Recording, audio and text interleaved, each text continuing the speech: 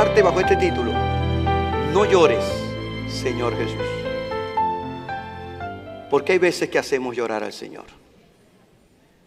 Hay veces que con nuestras actitudes, nuestras acciones, nuestras decisiones, provocamos que el Señor llore. Usted dirá, pero ¿cómo que el Señor llora? ¿Sí? Ante la tumba de Lázaro, su amigo, dice la Biblia que Jesús lloró. Porque el Señor ama a los suyos. Y yo quiero hablarte bajo este precioso título: no llores, Señor Jesús. No quiero que nada que haga, ni nada que decida, te haga llorar. Lucas capítulo 19, versículo 41, está la palabra que este evangelista nos describe cuando dice que Jesús estaba a punto de entrar a Jerusalén, vio la ciudad y lloró por ella. Otro momento en el que Jesús llora. Te lo recuerdo. 4 días de muertos tenía Lázaro, su amigo de Betania, y ante la tumba de Lázaro Jesús lloró. Y ahora, entrando a la bella ciudad de Jerusalén, dice Lucas, es el único evangelista de los 4 evangelios que declara este detalle: Jesús lloró por ella. Miren, hermanos amados, sin duda que este pasaje de Lucas capítulo 19, a partir del versículo 41 en adelante, 41 al 44, es uno de los pasajes más conmovedores de la vida de nuestro Señor Jesucristo. Porque si hay algo que nos conmueve es ver a una persona llorar. Si tenemos sentimientos, una madre se identifica con el llanto de otra madre, un padre se identifica con el llanto de otro padre, un hijo con el llanto de una hija, de un hijo. Nos identificamos, nos conmovemos. Y este pasaje de la Biblia, juntamente cuando Jesús está frente a la tumba de Lázaro, es uno de los pasajes más conmovedores de la vida de nuestro Señor Jesucristo.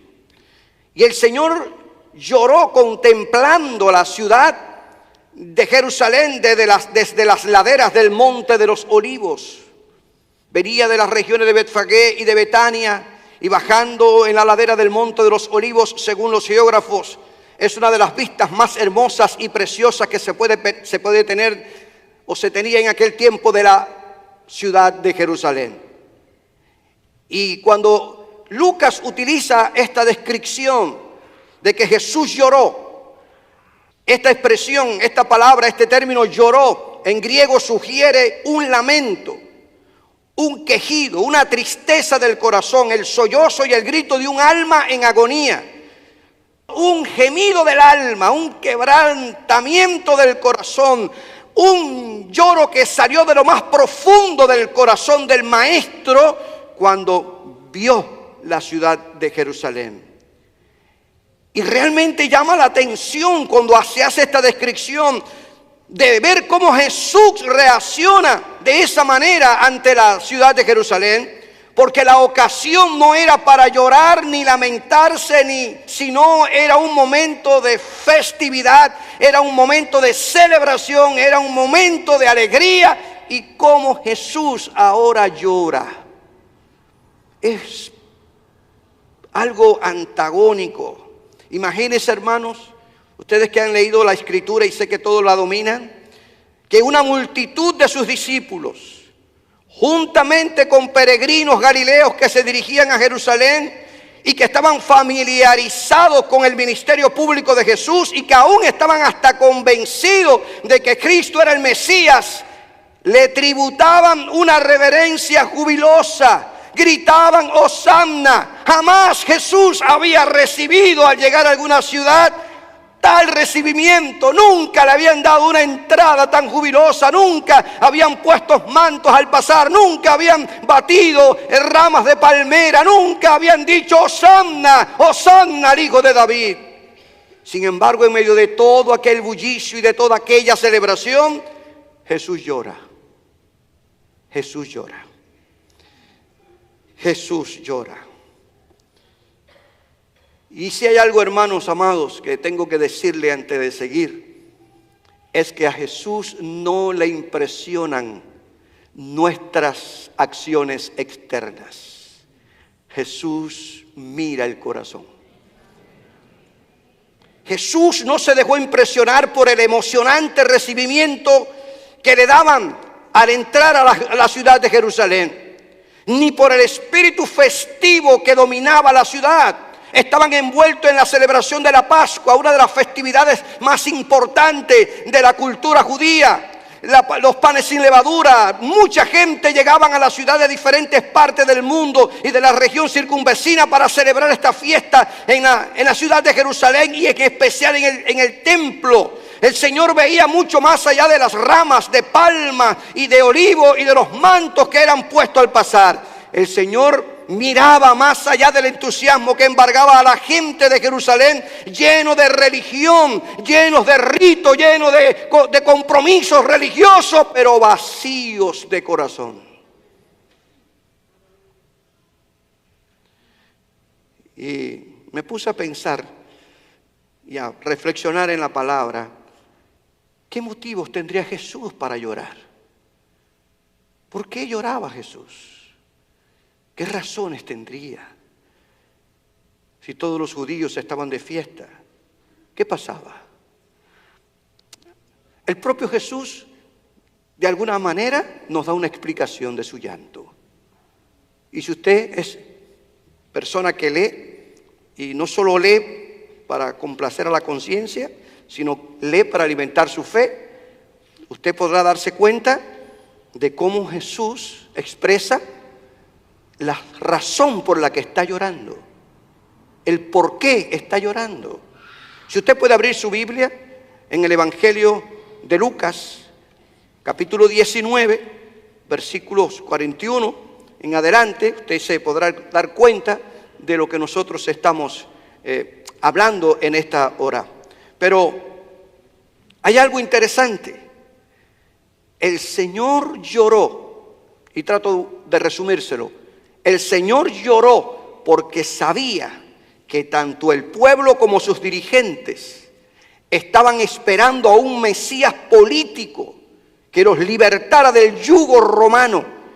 Y como Él no vino a establecer un reino político, sino que vino a establecer su reino en el corazón de los hombres, Él sabía que finalmente ese mismo pueblo que lo vitoreaba eufórico, lo rechazaría como el Mesías prometido de Dios y lo entregarían a las autoridades romanas para que lo crucificaran.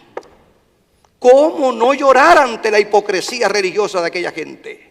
¿Cómo no llorar al saber que había sido rechazado, que a los suyos vino y los suyos no le recibieron? ¿Cómo no llorar ante aquella multitud que lo vitoreaba, pero que dentro de unos 5 días gritarían: crucifícale? ¿Cómo no iba a llorar si sabía y había experimentado el rechazo, la crítica, la censura, la burla de aquel pueblo por el cual vino? Claro que tenía que llorar. ¿Quién no llora ante la hipocresía de las personas? ¿Quién no llora ante la traición de las personas? ¿Quién no llora? Jesús lloró.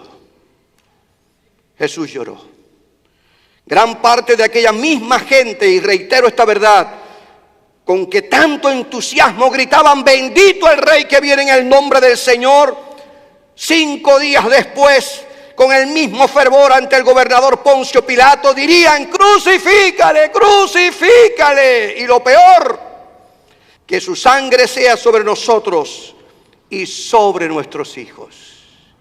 Y qué maldición más grande se echaron esa gente sobre ellos, porque aún sufren las consecuencias de haber dicho que la sangre del Hijo de Dios sea sobre nosotros y nuestros hijos. Hoy los hijos de esa gente sufren las consecuencias de haber rechazado al Mesías, pero gloria a Dios, porque tú y yo lo recibimos y hemos sido lavados con esa sangre del Cordero y nuestros nombres han sido escritos en el libro de la vida. ¿Cómo no va a llorar el Señor, hermanos? Y voy al aspecto práctico de esta expresión. ¿Cómo no va a llorar el Señor cuando un día le gritamos elogios y alabanzas y al otro día le negamos en nuestras acciones y decisiones? ¿Cómo no va a llorar el Señor cuando en la iglesia levantamos nuestras manos y le adoramos, pero en nuestros hogares y centros laborales le negamos con nuestras acciones y con nuestras decisiones? ¿Cómo no va a llorar el Señor cuando no somos constantes en nuestro compromiso con Dios? Cuando no hay un verdadero sentido de pertenencia al Evangelio, a la iglesia y a la cruz de Cristo. ¿Cómo no va a llorar el Señor si aquí levantamos nuestras manos y en nuestros hogares no hay quien nos soporte por la forma en cómo nosotros actuamos? Eso era lo que demostraban los religiosos del tiempo de Jesús. Mucha euforia, pero a los 5 días dirían: crucifícale. Aleluya. Sus discípulos más cercanos, ese círculo estrecho de 12 hombres, me imagino que también gritarían mientras entraban a Jerusalén. Esta gente lo abandonarían en el Getsemaní la noche que fue entregado. Nos cuenta Mateo, que fue testigo de los hechos, que todos los discípulos, dejándole, huyeron, excepto Juan. Pedro, que formaba parte de su círculo más estrecho. Pedro, Juan y Jacobo eran el círculo estrecho de Jesús. Se lo llevó al monte de la transfiguración, entró con ellos a la casa de Jairo para resucitar a su hija, fue al Getsemaní y los apartó para tener tiempos de oración. Este Pedro, que era del círculo estrecho de Jesús, cambiaría su alabanza por 3 negaciones llenas de maldiciones. Yo no conozco a ese hombre, yo no conozco a ese hombre, yo no tengo que ver nada con ese hombre. Aquel que había dicho: tú eres el Cristo, el Hijo de Dios. Aquel que había dicho: aunque todos pierdan la fe en ti, yo nunca lo haré. Lo estaría negando por 3 ocasiones. Y tal vez estaría junto con toda aquella gente gritando: Hosanna, Hosanna. ¿Cómo no iba a llorar el Señor? Judas Iscariotes, a quien se le había confiado las finanzas del grupo y que tal vez gritaba más que todos los demás en mi imaginación de predicador, lo vendería por 30 míseras piezas de plata. ¿Cómo no iba a llorar el Señor? ¿Cómo no va a llorar el Maestro cuando aquellos en quienes Él ha invertido amor, gracia y misericordia le abandonan y no se identifican con Él? Por el contrario, hermanos, en vez de identificarse con el Señor, muchas veces hasta se avergüenzan de decir que son cristianos y hasta se avergüenzan del Señor. Lo venden por los placeres y aplausos de este mundo, cuando tú y yo tenemos que saber que nada en este mundo supera el amor de Cristo, la gracia y la misericordia de Dios, y que nunca deberíamos mirar atrás, sino siempre mirar a la cruz de Cristo, y sabiendo que en Cristo somos más que vencedores, que el Señor jamás nos abandonará. ¿Cómo no va a llorar el Señor cuando mira que muchas veces, hermanos, con dolor en el alma lo digo y lo confieso, nuestras alabanzas tal vez no broten de un corazón agradecido, ni sean espontáneas, sino mecánica, ritualista, frívola e insustancial? Cuando la Biblia dice que debemos tener sacrificio de alabanza, fruto de labios que confiesen su nombre. ¿Cómo no iba a llorar el Maestro? Por eso le digo en esta hora, hermanos, si es el título de mi sermón: no llores, Señor Jesús. Yo no quiero hacerte llorar. Yo quiero que te goces con mi alabanza, con mi adoración. Yo quiero que disfrutes mi compromiso contigo, y lo que el mundo me ofrezca, nada me separe del amor de Dios que es en Cristo Jesús, Señor nuestro. Pero dice el Señor, según la Biblia, el Señor lloró porque al ver la belleza del majestuoso templo que había remodelado Herodes, aquel que había reedificado Zorobabel y que el rey Herodes había remodelado, rehermoseado, era una obra maestra. El Señor, al ver desde las laderas del Monte de los Olivos la belleza del majestuoso templo, los palacios, los jardines, el gran muro que rodeaba la ciudad de Jerusalén, sumado a la historia sagrada de un glorioso pasado que esta ciudad había tenido por años, el Señor lloró porque vio la inminente destrucción de una ciudad tan gloriosa como Jerusalén, pero que en su incredulidad rechazaban al príncipe de paz. Qué pena. Hay una canción que a mí me marcó desde que era un niño. Recuerdo oír a mi madre a las 5, 4 de la mañana con una radio, escuchando una emisora de onda corta, HCJB, La Voz de los Andes. Y había una canción que hablaba: tierra de la Palestina, sagrada y divina, donde murió Jesús. Dice, aún quedan esos muros, preciosos muros que son testigos del amor y de la gracia de Dios. ¿Cómo no va a llorar el Señor mirando esa histórica ciudad amada por los judíos? Los judíos en el exilio, sin importar en qué parte del mundo se encuentran, siempre están orando hacia Jerusalén. Es la ciudad, el centro de la religión judía. ¿Cómo no iba a llorar Jesús al mirar esa ciudad insigne? ¿Cómo no iba a llorar Jesús al ver esta ciudad, esta belleza, y saber que en pocos años esa ciudad sufriría el juicio del Dios Todopoderoso porque habían rechazado al príncipe de paz? Y el Señor, dice Lucas, que expresó y dijo, y se los leo en esta nueva traducción de la Biblia del día: oh Jerusalén, si comprendieras la paz eterna que rechazaste, dijo con la voz quebrada por el llanto, pero ya es demasiado tarde. Tus enemigos te rodearán de vallado y te sitiarán y te irán estrangulando hasta que caigas en tierra con tus hijos dentro. No dejarán en ti piedra sobre piedra porque rechazaste la oportunidad que Dios te brindó. Qué pena. Cuando yo leo esta escritura, mi oración a solas con el Señor, le digo, Dios mío, líbrame de que estas palabras se pronuncien una vez sobre mi vida y mi familia. Líbrame, porque quiero abrazar la paz y al príncipe de paz y permanecer fiel en las batallas, en las luchas. Quiero permanecer fiel. Esta palabra profética de Jesús, paralela a las palabras proféticas de Daniel, capítulo 9, versículo 25, se cumplieron en el año 70, tal como Jesús lo describe aquí en esta palabra, hermanos, profética. En el año 70 después de Cristo, el general Tito, hijo del gran emperador romano Vespasiano, sitió la ciudad de Jerusalén y derribaron sus muros, quemaron el templo y lo destruyeron. Allí, en aquel momento difícil de aquel sitio de Jerusalén, murieron miles de judíos. Y lo peor, hermanos, los judíos fueron dispersados por todo el mundo. Los resultados de rechazar a Cristo son negativos. Son negativos. Por eso llegaba a esta conclusión: ¿cómo no va a llorar el Señor si ve a tantas personas que se niegan a arrepentirse y rechazan abiertamente la salvación que solo Jesucristo ofrece? ¿Cómo no va a llorar el Señor ante ese marido que está al lado de una mujer fiel por años y no da el paso de fe? ¿Cómo no va a llorar el Señor ante esos hijos que han sido criados en el Evangelio, que han escuchado la verdad de Dios desde que son unos bebés y sin embargo deciden rechazar la fe y a Cristo?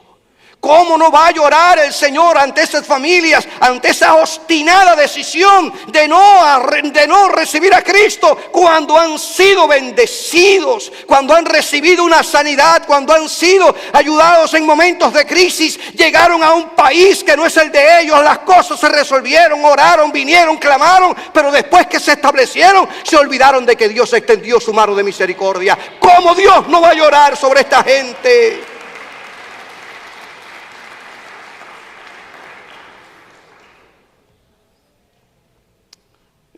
En esta semana que hemos estado estudiando sobre este tema de escatología, les comentaba a los que han venido que Klaus Schwab, no sé si lo dije bien porque yo no sé hablar en alemán, pero el presidente del Foro Económico Mundial, también llamado Foro de Davos, se reúnen en Suiza todos los años y del cual usted ha oído hablar acerca de la Agenda 2030.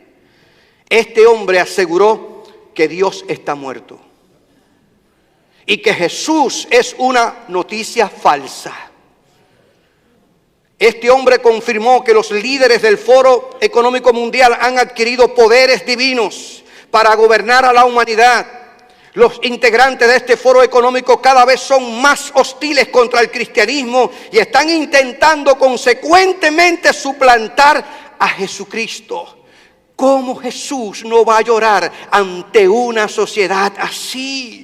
¿Cómo el Señor no se va a lamentar ante una humanidad que niegan su existencia, que rechazan el mensaje de paz que Él vino a traer? Claro que tiene que llorar, pero qué bueno es saber que en medio de toda esta apostasía y de toda esta rebeldía hay un remanente que sigue creyendo que Jesucristo es Rey de reyes y Señor de señores, que merece toda gloria y toda honra, y que toda rodilla debe doblarse ante Él, porque Él vive y reina por los siglos.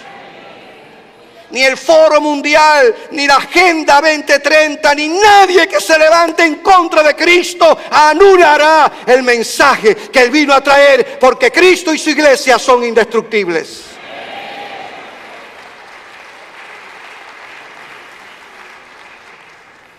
¿Cómo no va a llorar el Señor Jesús, hermanos?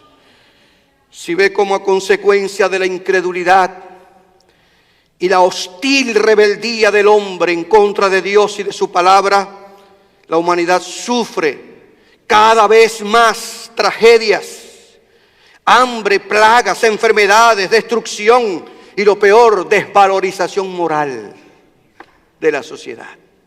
¿Cómo no va a llorar el Señor? William Barclay comenta de este pasaje y dice en este sentido: las lágrimas de Jesús son las de Dios cuando ve el dolor y el sufrimiento innecesario que los hombres se echan encima cuando se rebelan estúpidamente contra su voluntad. No quieren saber de Dios, pero quieren disfrutar su bendición. No quieren saber de Dios, pero quiere que todo le vaya viento en popa y a toda vela. No quieren saber de Dios para liberarse de su responsabilidad, porque es más fácil culpar a Dios por lo que sufren que aceptar que son responsables de sus malas decisiones, de su mala administración y de su rebeldía y obstinada decisión de ignorar a Dios. Pero se sufren las consecuencias. El pecado genera consecuencias. Pero la gracia de Dios es mayor que el pecado. Para eso vino el Hijo de Dios, para deshacer las obras del diablo. Para eso vino el Hijo de Dios, a buscar y a salvar lo que se había perdido. Y el Señor sigue su mano extendida sus manos para salvar a todo aquel que se refugie en su presencia. ¿Cómo no va a llorar el Señor? Me preguntaba y me decía y me exclamaba mientras preparaba estas notas y lloraba.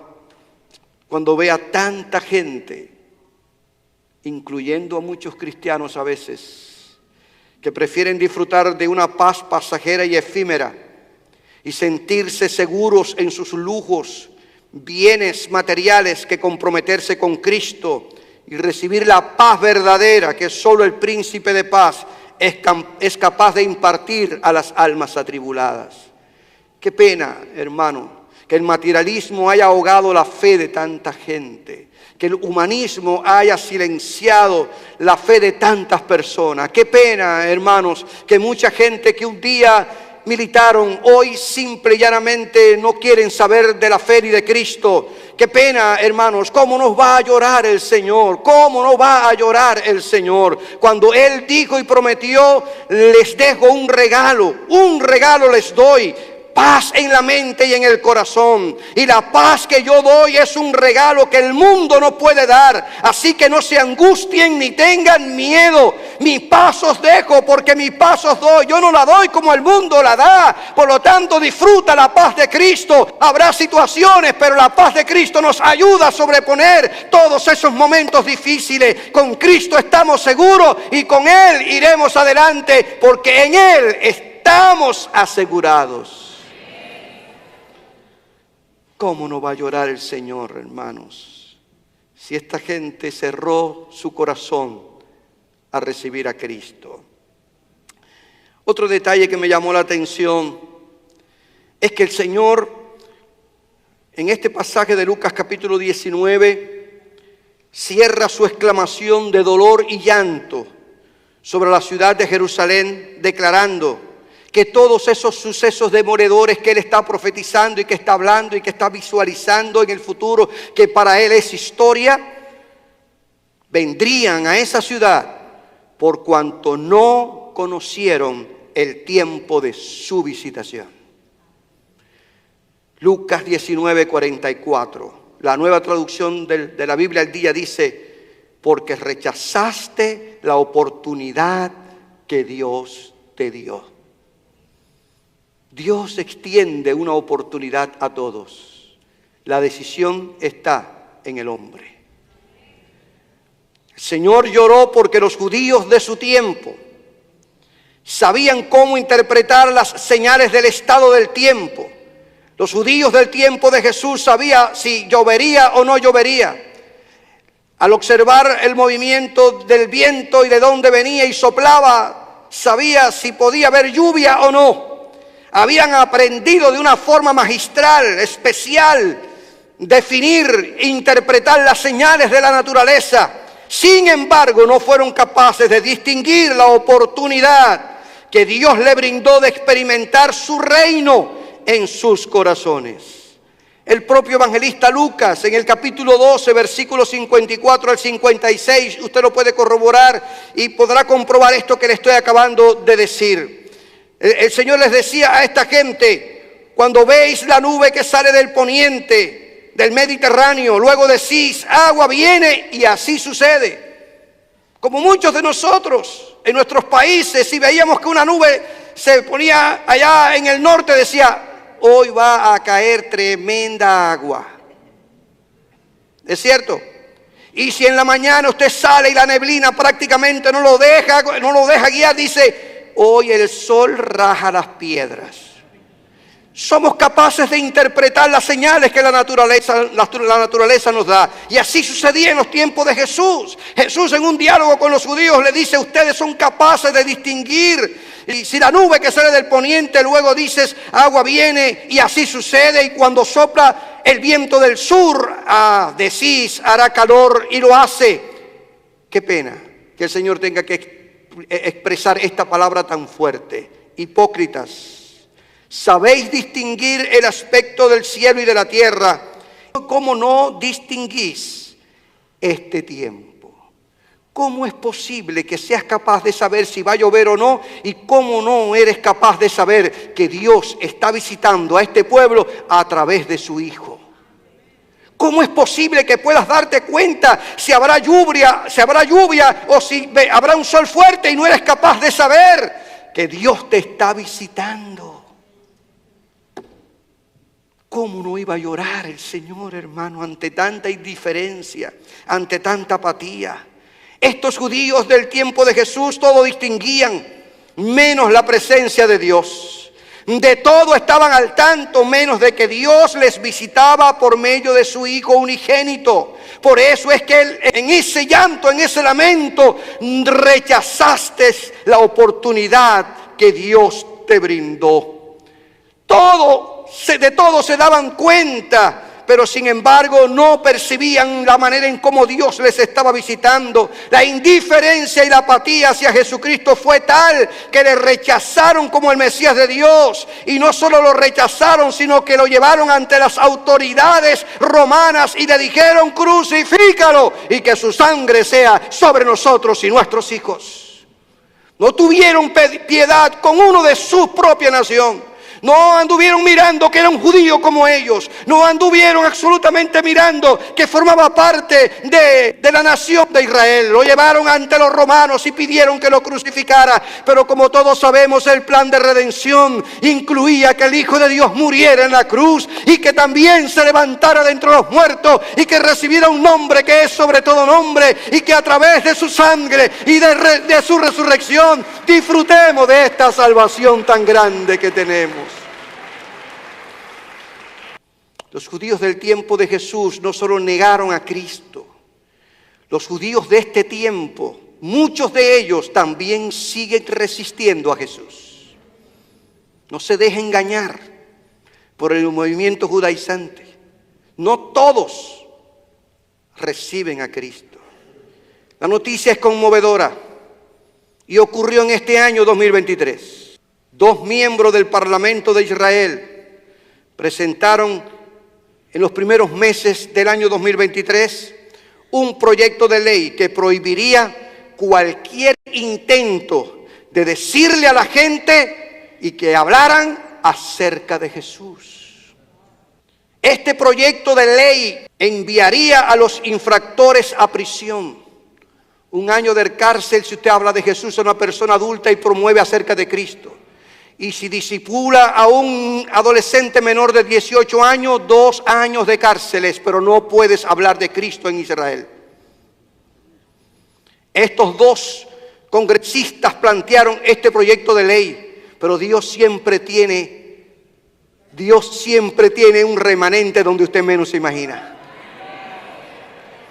Y el presidente del Parlamento, Netanyahu, se paró en contra de este proyecto y este proyecto no fue aprobado. Pero te digo, ¿cómo no va a llorar Jesús? No solo los judíos de aquel tiempo, muchos judíos de hoy rechazan a Jesús.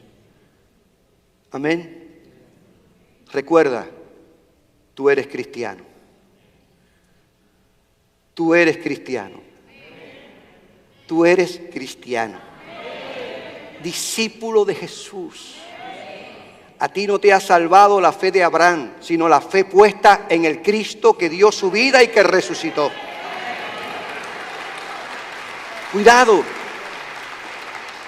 Cuidado, hermanos amados, con este movimiento. Por favor, tengamos mucho cuidado. Los judíos del tiempo de Jesús, como los judíos ortodoxos extremistas de hoy, estaban tan orgullosos y complacidos de su religión que nada querían saber de lo nuevo que Jesús hacía y enseñaba. Estaban tan ciegos en su propia religiosidad que perdieron la oportunidad de arrepentirse y conocer que Jesucristo es el camino, la verdad y la vida. Y que nadie va al Dios verdadero si no es a través de Jesús. Porque hay un solo Dios y un solo mediador entre Dios y los hombres, y ese es Jesucristo, hombre. No vamos al Padre a través de Moisés, ni de Josué, ni de Aarón. Vamos al Padre a través de Jesucristo, el Hijo de Dios. Me encanta la carta de la carta a los Hebreos. Romanos, Gálatas y Hebreos son 3 epístolas de la gracia que debemos leer y que todo cristiano debería aprenderse casi de memoria. El escritor de los Hebreos defiende la superioridad de Cristo sobre los ángeles, sobre los profetas, sobre Moisés, sobre Josué, sobre Aarón, sobre el sacerdocio levítico, sobre los sacrificios de la ley. El escritor de los Hebreos defiende la superioridad de Cristo. En Cristo estamos completos. Él murió una sola vez y por siempre. Y su muerte es suficiente. Y la sangre que derramó es suficiente. Y en Él estamos completos.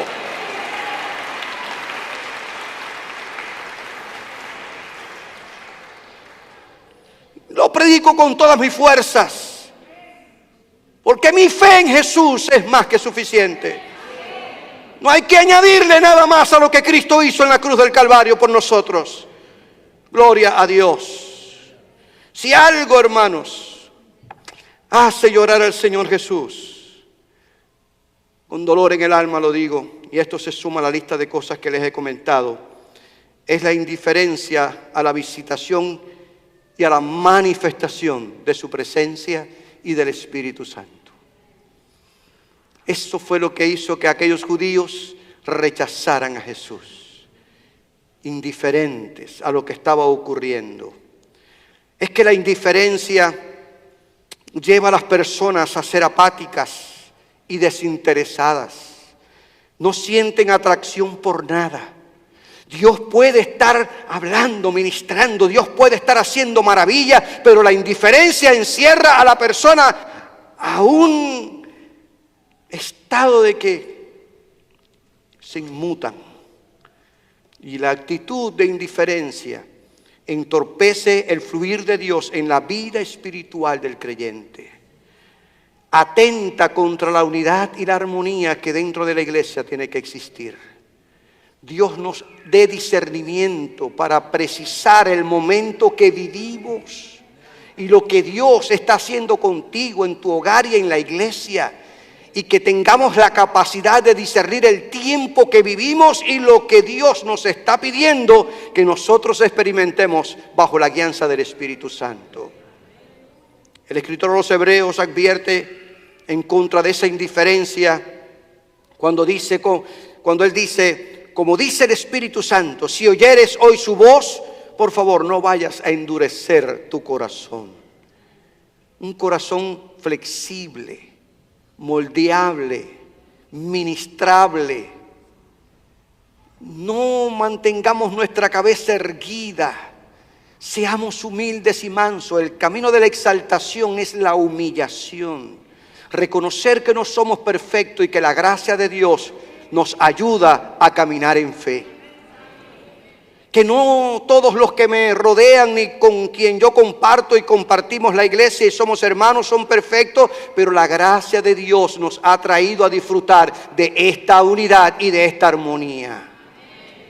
No endurezcamos nuestros corazones como los judíos lo endurecieron. El apóstol Pablo estaba consciente de los efectos negativos de la indiferencia.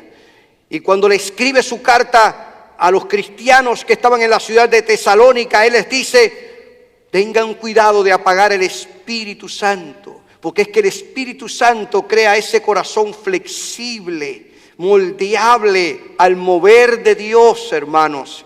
También cuando le escribe a la iglesia que estaba en la ciudad de Éfeso, el apóstol Pablo les aconseja y le dice, por favor no vayan a contristar al Espíritu Santo de Dios, con el cual fuiste sellado para el día de la redención. Sé moldeable, por favor, quita todo aquello que pueda impedir que el Espíritu fluya. Discierne el momento en el que tú estás. El Señor está hablando, el Señor está ministrando, el Señor se está moviendo, el Señor te está llamando a una vida de mayor compromiso con Él. El Señor te está llamando a una vida piadosa. El Señor te está llamando a una vida de oración, de alabanza, de compromiso. ¿Qué haces por los rincones protestando? ¿Qué haces por los rincones criticando? Sométete a la voluntad de Dios y deja que el Señor te bendiga y bendiga tu hogar y bendiga tu familia, y ora para que Dios siga añadiendo los que han de ser salvos y la paz y el gobierne nuestros corazones y la iglesia.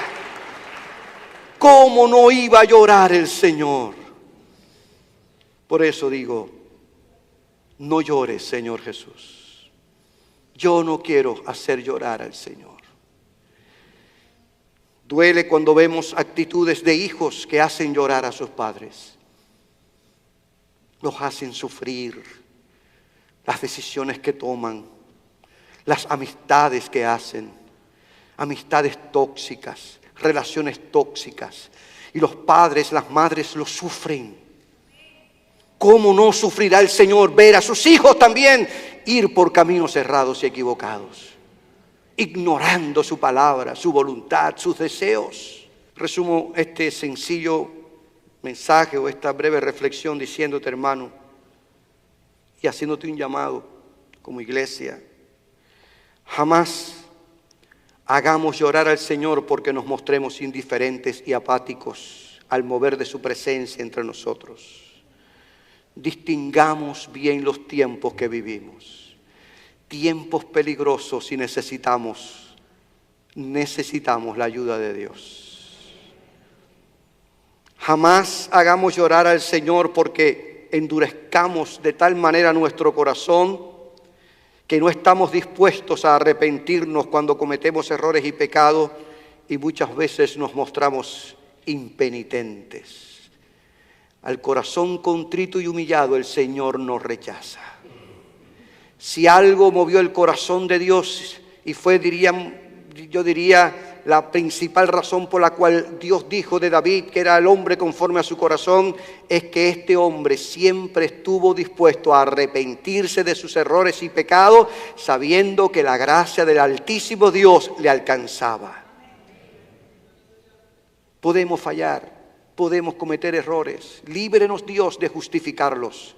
Arrepintámonos, como dice el apóstol Juan en una de sus cartas.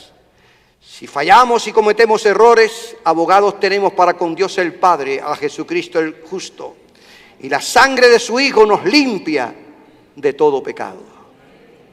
Jamás hagamos llorar al Señor porque seamos confundidos con ideas y actos religiosos que, aunque impresionan a primera vista, no conducen a cambios radicales en la vida como los que produce un verdadero encuentro con Jesucristo.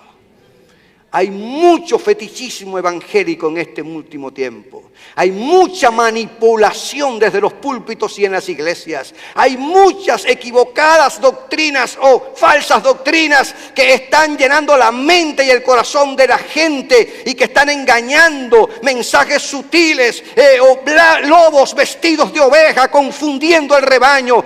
Oiga, hermana y hermano, usted tiene que estar con su fe afianzada en la Biblia, en la palabra de Dios. Es tiempo de que no nos debemos mover. Es tiempo de que no hagamos llorar a Dios porque abrazamos cualquier doctrina o cualquier enseñanza. Mantengamos nuestra fe anclada en Jesucristo. Él es el camino, Él es la verdad, Él es la vida. Solo en Él hay salvación.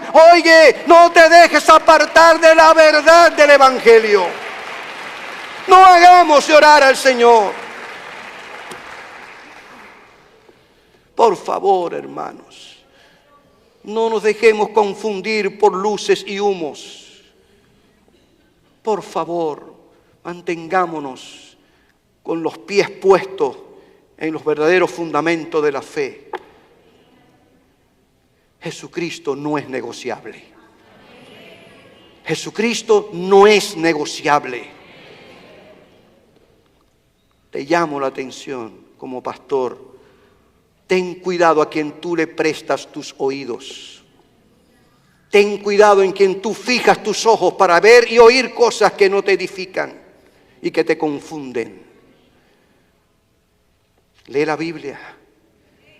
Pide al Espíritu Santo que ilumine tu mente y corazón para entenderla e interpretarla. Él es el autor de ella. No movamos los linderos antiguos. No, hermanos, tengamos cuidado con remover los fundamentos porque corremos peligro. No hagamos llorar a Dios, llorar al Señor, porque nos dejemos engañar y confundir por ideas y actos religiosos que parecen, pero que no son.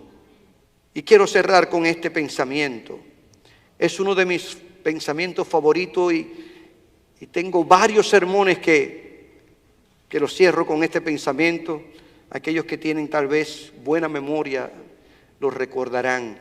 Cualquiera sea la sorpresa que nos traiga el futuro, una cosa es segura: Jesús nunca será superado.